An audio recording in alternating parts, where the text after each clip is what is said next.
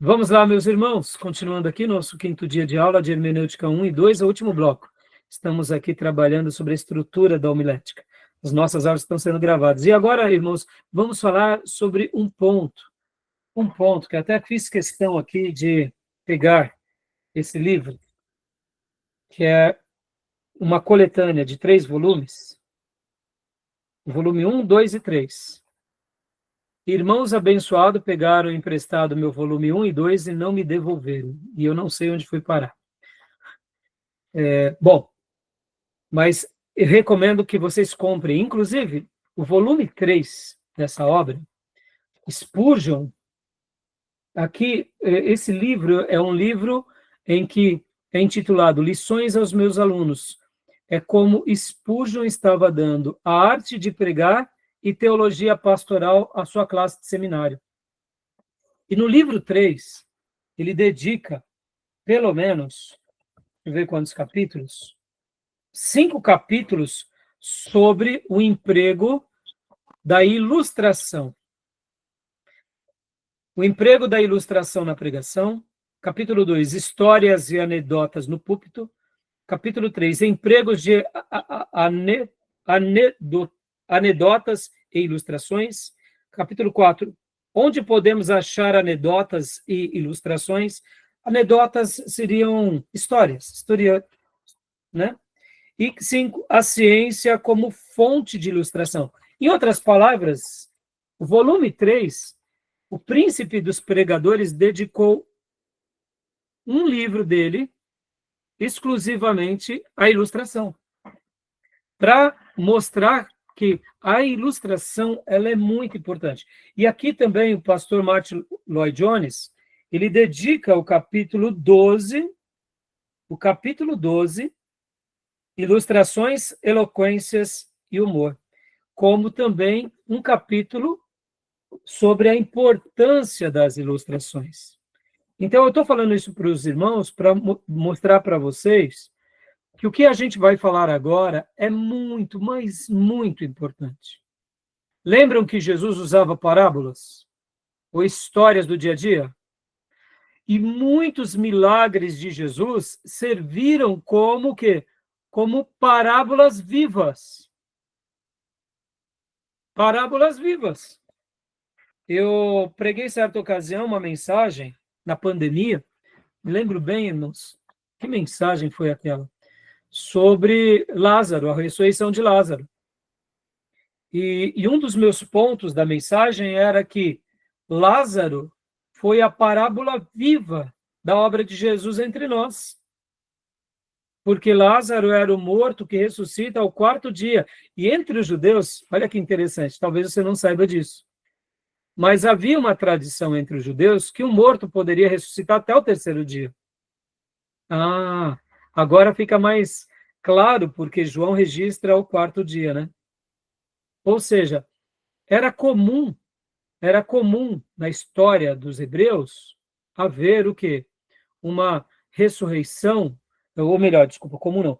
As ressurreições se tinha como convenção de que até o 3º dia podia acontecer. Passou do 3º dia, não tinha como ninguém ressuscitar.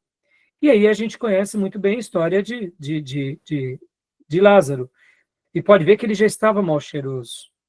E por que Jesus ressuscita ao 4º dia? Para mostrar que ele é o Senhor da história e que não tem coisas que ele não faça e tradições que ele não quebre. Porque mesmo que o homem diga, nem Deus pode, vem o próprio Deus e faz. Exato. Então, o que eu quero dizer com isso que eu acabo de falar? Que Lázaro, e não só Lázaro, mas muitas histórias bíblicas e muitos testemunhos bíblicos servem como parábolas vivas, histórias vivas do poder de Deus, não é assim? Sim. Então, agora a gente vai entrar sobre o assunto das ilustrações. E nós devemos dar, sim, muito espaço para ilustrações nos nossos sermãos e também nos nossos estudos. Porque, como eu já mencionei para vocês, a ilustração ela é como se fosse portas e janelas para casa. Ela traz luz para dentro da casa. Nós temos que lembrar que Deus é como se ele fosse o sol de justiça. Mas no momento que não tem porta nem tem janela, o sol não entra nessa casa. Mas no momento em que a gente abre as portas e abrimos as janelas, a casa fica toda iluminada quando é dia. Por quê? Porque é iluminado pelo sol que entra pelas portas e janelas. Assim é a ilustração num sermão. A pessoa está ouvindo um texto, está sendo ministrado por argumentos, e de repente a gente joga uma ilustração, aquilo vem sobre eles de uma forma maravilhosa, e aquela lição é acomodada, e a pessoa passa a aprender. Por isso que Jesus usava do artifício das parábolas. Por quê? Porque eram acontecimentos reais e corriqueiros do dia a dia. Então, um dos conselhos que eu dou para vocês é se familiarizarem e aprenderem a extrair exemplos que acontecem com vocês ou na vida do dia a dia, para usarem de ilustração. Por que do dia a dia? Porque são acontecimentos nossos, contemporâneos. Pode ser também ilustração do passado? Pode. Não tem problema. De fatos que aconteceu no passado? Pode. Mas só para vocês terem uma ideia, o pastor Martin Lloyd Jones, ele andava com uma caderneta no bolso. Porque ele sabia que a qualquer momento Deus podia tocar nele com uma ideia, com uma mensagem, com uma iluminação, ou quando não, ele via algo acontecer, como uma criança no parque fazendo algo ao pai, ele já tomava nota. Porque ele falou, que coisa linda essa criança fez. Ele agiu assim, e vai ter tudo a ver com a mensagem que eu vou pregar. Então ele pegava essa história e colocava no seu sermão. Primeira coisa, então, acontecimentos reais do dia a dia, fatos atuais. E uma segunda coisa que eu deixo aqui para vocês como um instrumento de ilustração são a própria Bíblia e a própria história da Bíblia. Ou seja, você está falando sobre um texto, você está explicando sobre uma história e você ilustra com alguns personagens bíblicos ou acontecimentos bíblicos. Perceba, você já está falando da palavra de Deus e agora você vem e usa uma outra pessoa para ilustrar aquilo, um testemunho que aconteceu com alguém na Bíblia, ou seja, você está usando a própria Bíblia e as lições bíblicas como uma ilustração. Eu, particularmente, sou apaixonado por esse segundo tipo, porque o ouvinte também, ele acaba sendo ministrado duas vezes. Só tome cuidado para não se perder muito, né? Tente ser mais objetivo, mas eu acho muito útil isso, tá bom? Você queria dizer alguma coisa, Júnior? Não, segundo os comentaristas, a parábola de Rico e Lázaro não chega a se definir como uma parábola porque tem nome próprio, né? Lázaro. Ah, não, Rico e Lázaro, mas eu estou falando da ressurreição de Lázaro. Ah, tá. Né? A ressurreição ao quarto dia, lembra? Ah, sim, sim. Isso. Se Né? passa a De ser Marta e Maria, isso. Isso. Ali estava falando. Tá bom, meus irmãos? Então, Júnior, leia para nós aqui, por gentileza, ilustração. Agora a gente vai falar sobre a ilustração, a importância da ilustração numa mensagem. É a iluminação do sermão com alguma ideia histórica de um personagem bíblico ou não, para elucidar o conceito. Pode ser personagens bíblicos ou não. Por exemplo, nesse domingo que eu preguei, estou falando sobre José do Egito e eu usei o apóstolo Pedro. Usei um texto de Pedro, aliás. Toquei em alguns assuntos de Pedro.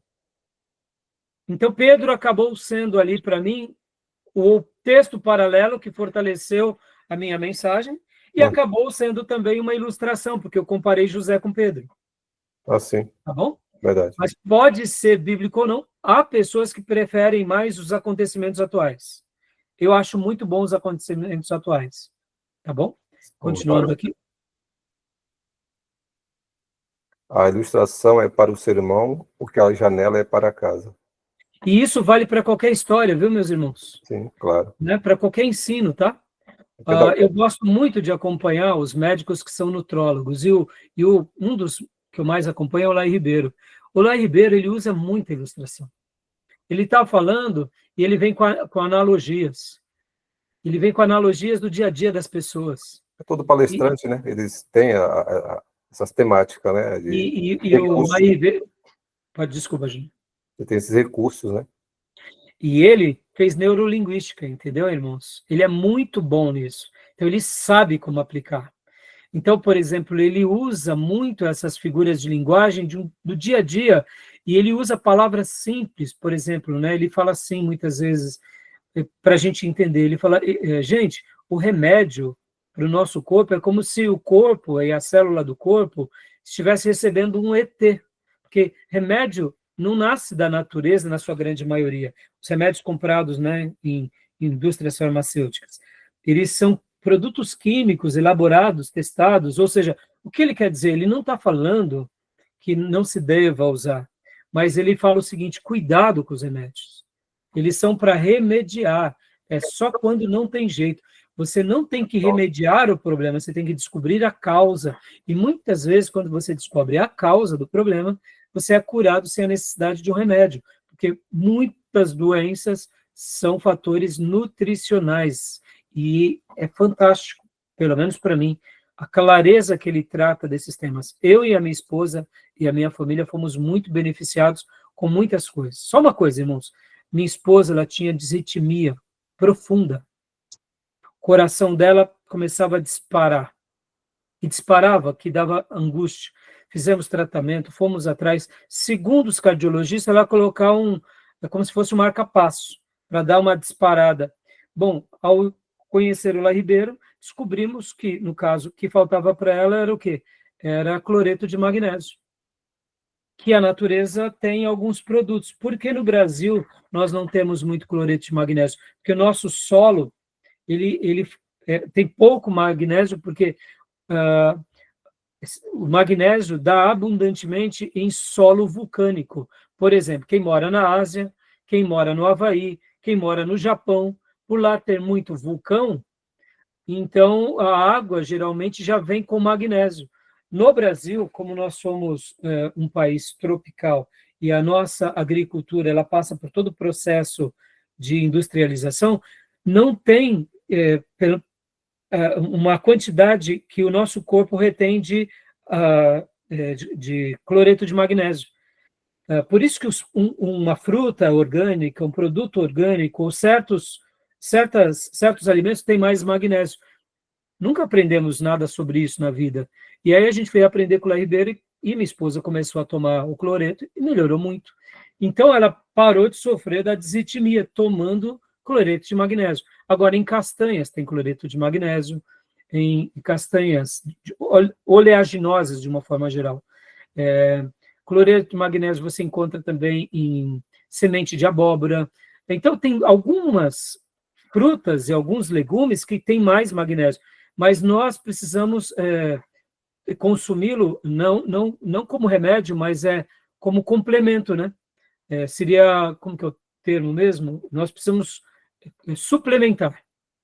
Então, por isso que uma pessoa que ela tem uma horta em casa, a horta dela, porque ela quase não usa produto agrotóxico, as frutas e os legumes vêm com mais magnésio. A banana ela tem uma certa quantidade de magnésio. A biomassa de banana verde tem muita magnésio. Ou seja, então percebam que algumas coisas já estão na natureza. Então, num primeiro momento, minha esposa ia passar por uma cirurgia. Isso já faz mais de 10 anos, que por causa do cloreto de magnésio ela não precisa mais. Olha, então entendam. E por que eu estou falando sobre isso? Eu estou até prestando aqui até uma certa homenagem para ele, né? Mas ele, como um grande orador, ele usa o quê? De figuras de linguagem. E eu comecei dizendo que ele usa que o remédio para o nosso corpo é como um ET. Sara uma coisa, mas prejudica a outra. E é verdade. Agora, é claro, irmãos, se o médico nos passa, a gente considera, porque e ele não é contra remédios, mas ele é contra esse uso excessivo. E sejamos honestos, quantos são os parentes nossos que estão sofrendo? Tomando 5 remédios, depois passam a tomar 10 remédios. Pessoas de 50 anos já tomando 5, 10 remédios. Tem alguma coisa errada, né? E a indústria farmacêutica trabalha muito bem com a indústria alimentícia. Uma praticamente nos adoece, por causa que é produtos alimentícios, não é alimento, e a outra nos vende a cura. Curioso isso, né? Então, irmãos, pensem nisso, tá? A gente tem que descascar mais e abrir menos. Lembrem disso. A gente tem que se alimentar bem, tá bom? Continuando aqui. Ilustração. Continua, Júnior, por favor. Aos benefícios, né? Isso. Primeira possibilidade, possibilita o esclarecimento da mensagem. Segundo, frisa na memória do povo. Terceiro, ajuda no convencimento da razão. 4, facilita em conceitos difíceis. 5, é um meio para alcançar um fim.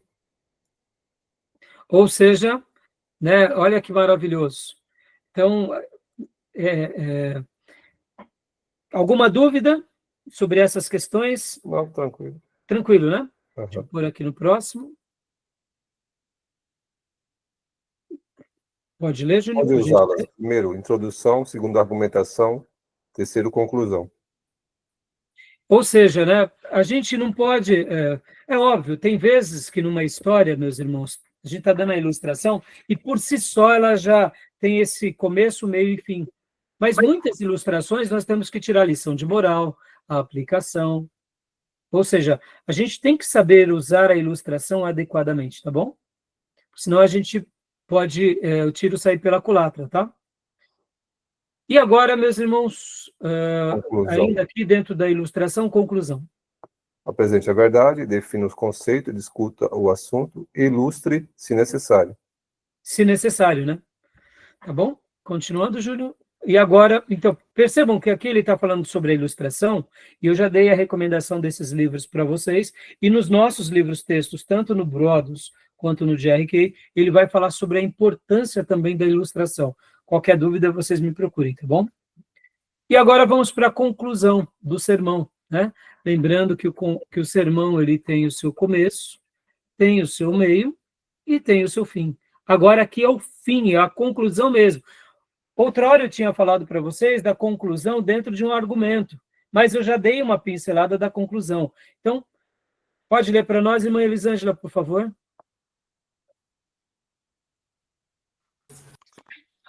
Conclusão. É o clímax do sermão. O que foi dito anteriormente se concentra com intensidade nesta hora. Cada pregador vai ter uma habilidade, meus irmãos. E aqui, aprendam ouvindo vários mestres, aprenda lendo os livros textos. Cada pessoa vai ter um jeito, uma forma de concluir. É óbvio, você tem que fechar ali o que você quis falar. E como eu disse para vocês, dentro dessa conclusão, você pode trabalhar com apelo, e eu gosto muito mais do que do desafio. Eu gosto muito que as pessoas elas tenham essa atitude de virem espontaneamente. Você faz o convite e deixa. Porque, irmãos, as pessoas são inteligentes. E se a gente ficar forçando, eu acredito que não é o melhor caminho. Pastor, mas Deus está me orientando a ser mais contundente. Então, tá bom. Então, siga aquilo que Deus põe no teu coração. E aqui, meus irmãos, lembrem disso. Eu sou um pastor e sou um professor de teologia. A minha opinião vai ser diferente de um evangelista, de um missionário. Porque para ele, o apelo, para ele, é algo que ele trabalha com mais exatidão. Então, eu respeito a opinião deles. É que dentro do meu ministério e do meu pastorado, que não é único e nem exclusivo, é assim que eu trabalho. Eu só não gosto dos exageros. Só não gosto dos dramas. Só não gosto da apelação ou do emocionalismo, ou do constrangimento, tá bom? Tudo bem? Então, essa é a hora que você cria o clímax, que você pontua ali, que você... Por isso que eu gosto da palavra desafio. Eu gosto de fazer a pessoa pensar. Alguns vão regar essa conclusão com oração, com orações diretas, orações indiretas, orações participativas, fazendo as pessoas orarem. Como você vai fazer? Aí você vai descobrir o seu melhor caminho, tá bom? Os nossos livros e vários pastores vão dar várias conduções, e aí os irmãos vão descobrir o que é melhor, tá bom? Continua para nós, irmã Elisângela, por favor. Conclusão. Tem a finalidade de levar o sermão a um fim adequado. Joia. Conclusão ainda? Continua? Conclusão. Propósito. Afirmar, ressaltar, estabelecer o que foi dito. Alguns pastores gostam de dizer assim, irmãos, para a gente concluir, então nessa noite nós tratamos que o amor de Deus é imensurável, nós falamos que esse amor se tornou homem e nós precisamos também amá-lo. Ou seja, os 3 pontos da mensagem. Repete, né? Percebam que cada pessoa vai ter o seu método, tá bom? Continua lendo para nós, irmã, porque aqui a gente viu que nós temos um propósito de afirmar, ressaltar e estabelecer. E aqui, formas de conclusão. Aqui agora vai ser uma síntese dos livros, mostrando algumas dessas formas, tá? Pode ler para nós, irmã?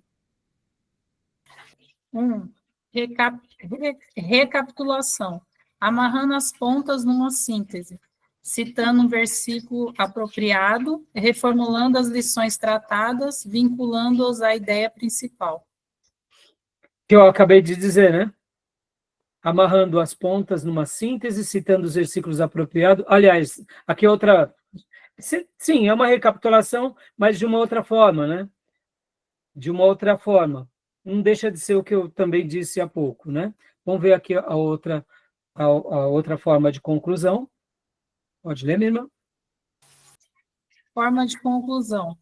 2. Narração, narrar um fato. Em outras palavras, ilustrar ou contar uma história que tem tudo a ver com aquilo que você acabou de pregar, para ser o desfecho da mensagem. Narrar um fato, aqui no caso, pode ser uma história. Billy Graham gosta de fazer isso.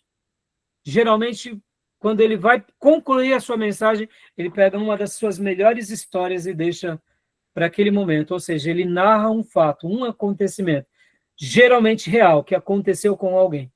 Eu acho brilhante a forma com que ele concluía os seus sermões, né? 3, por favor, irmão. Formas de conclusão. 3. Ilustração. Alegoria, poema, trecho de um hino.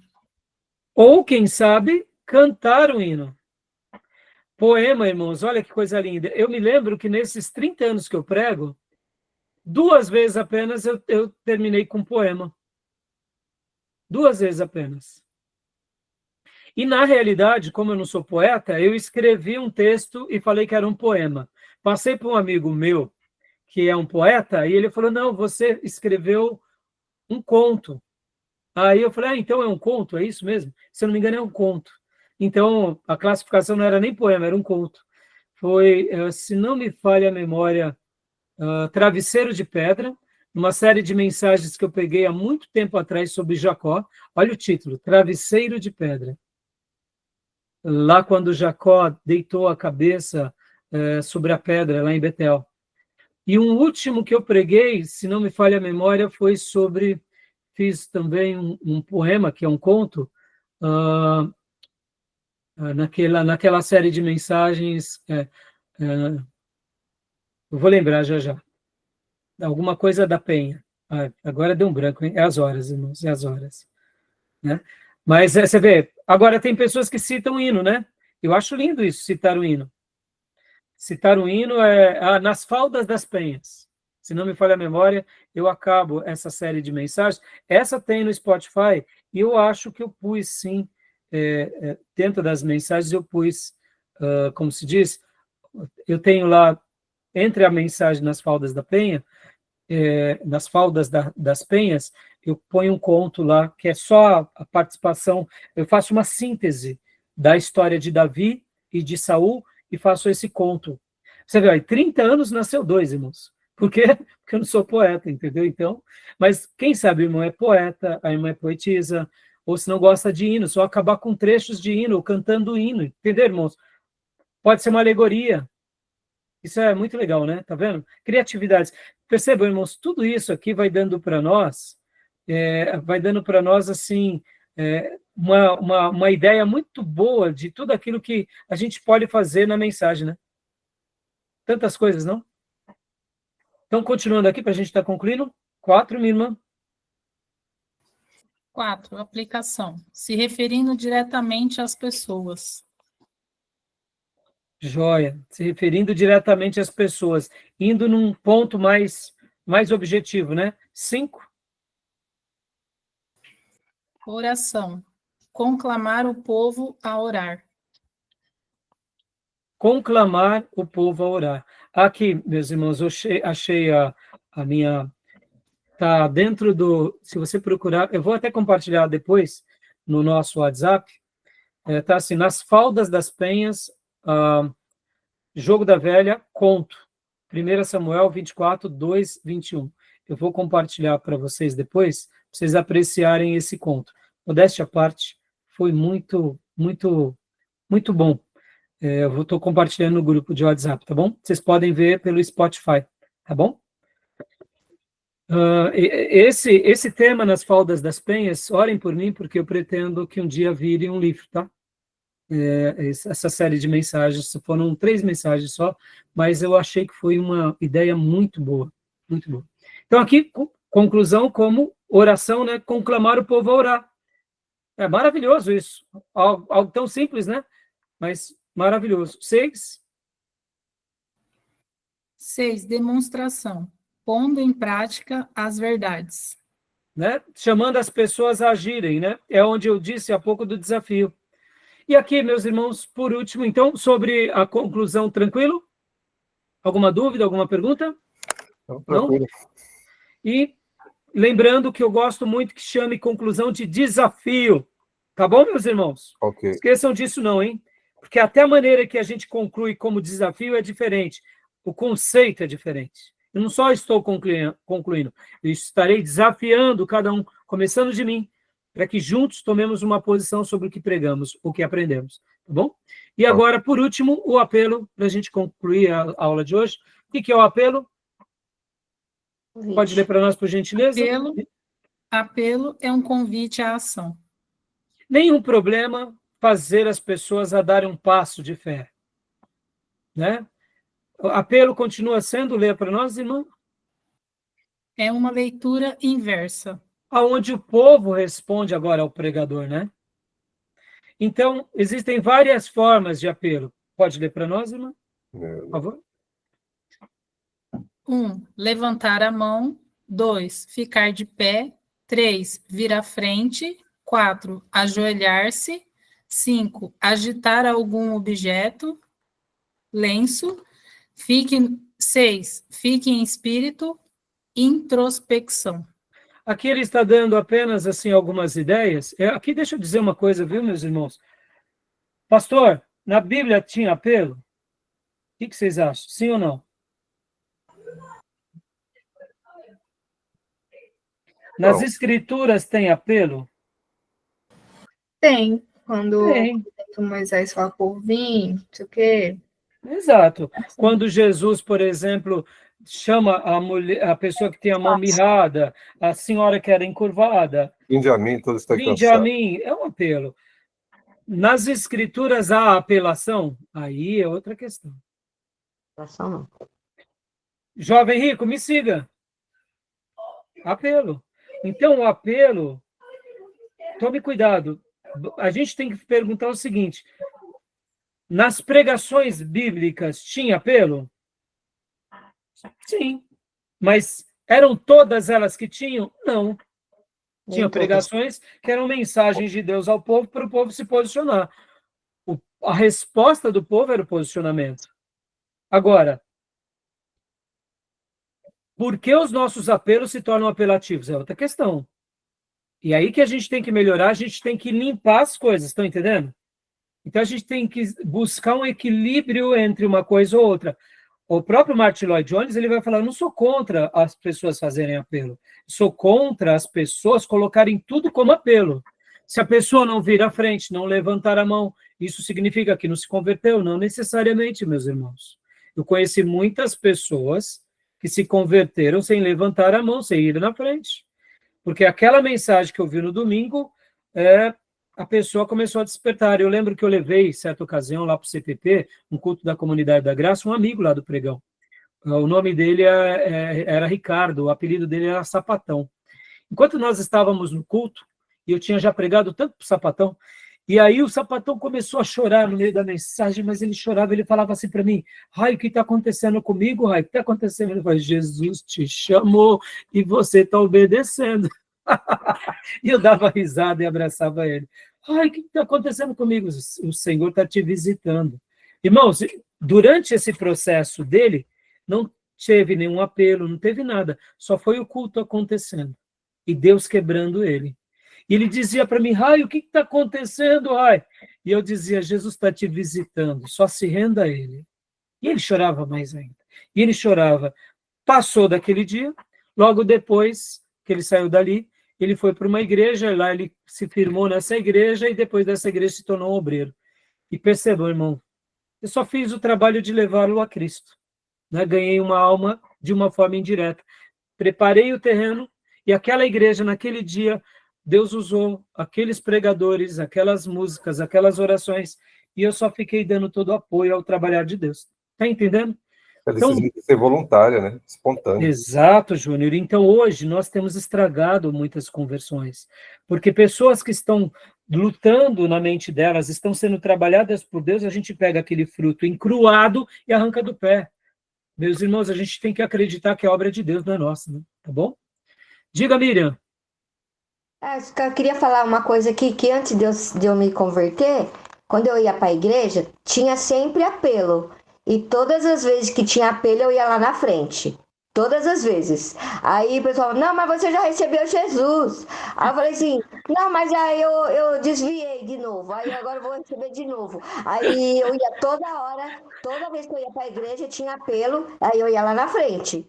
Aí o pessoal falava, mas você recebeu Jesus esses dias? Eu falei, mas eu estou recebendo de novo. Aí, então, todas as igrejas que eu ia tinha apelo e todas as vezes eu ia na frente.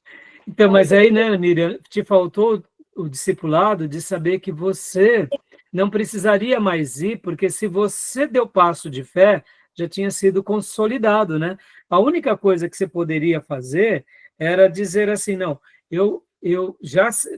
O que não é um bom ensino, né, irmãos? Perceba, se eu pego e ensino ao irmão, não, se você já entregou, isso é fé, acredite que é fé.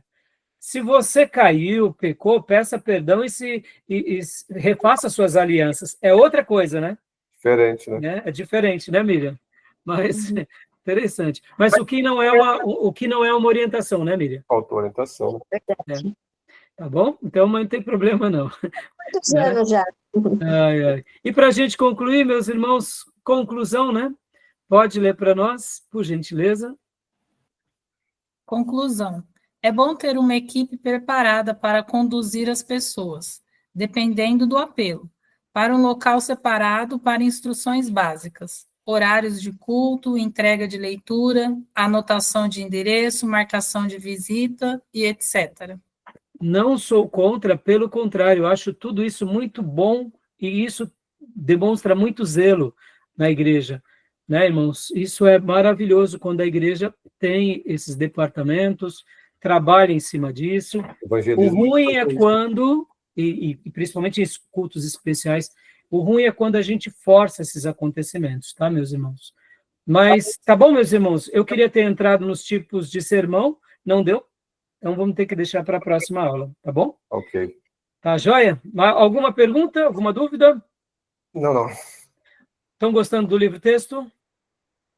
Eu vou ler ainda, na verdade, não li. Estava lendo só o Martin Lloyd Jones. Mas e aí, o Martin Lloyd Jones, o que está achando? Muito bom, muito bom. Maravilhoso, né? Já li, eu tinha lido faz tempo, né? Outros, né? Sim. Dele. Mas esse é muito bom. E os demais irmãos, o que estão achando do livro-texto? Estão gostando? Sim, bem objetivo. Essa matéria, irmãos, diferente de hermenêutica, ela é uma matéria mais leve, mais agradável. Ela é cheia de detalhes, cheia de estrutura, mas ela não é tão pesada. E ela não tem aquele rigor da interpretação. O rigor da interpretação tem que ser assim mesmo, porque é ler corretamente, é interpretar corretamente.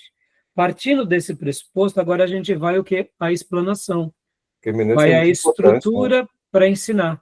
Então, agora a gente está trabalhando na estrutura, mas, como eu disse, hoje eu já pincelei um pouco, já a gente vai trabalhar mais na teologia da homilética, que é aí onde entra o Martin Lloyd Jones, onde entra o Spurgeon, onde entra o próprio Stanley Key e o Brodus, e algumas partes específicas. Tá bom, meus irmãos? Então, continue firme na leitura, continue firme assistindo todos os vídeos que eu passei, e quem assistirem mais vídeos além do que eu passei, e me mandem antes o vídeo, se não estiverem naquela lista, para eu avaliar se realmente está dentro do escopo, se é um pastor que a gente recomenda. E quem ler mais livros, mais obras desse tema, eu acabo dando ponto extra no final da matéria. Beleza. Tá bom? Deus abençoe, meus irmãos, um excelente final de semana, viu? Boa semana para todos. Paz, pessoal. O Wesley acordou agora. Amém. Vamos com Deus. Boa noite. Graça e paz. O Wesley acordou agora, ó. Deus abençoe. Deus abençoe. Meu pai.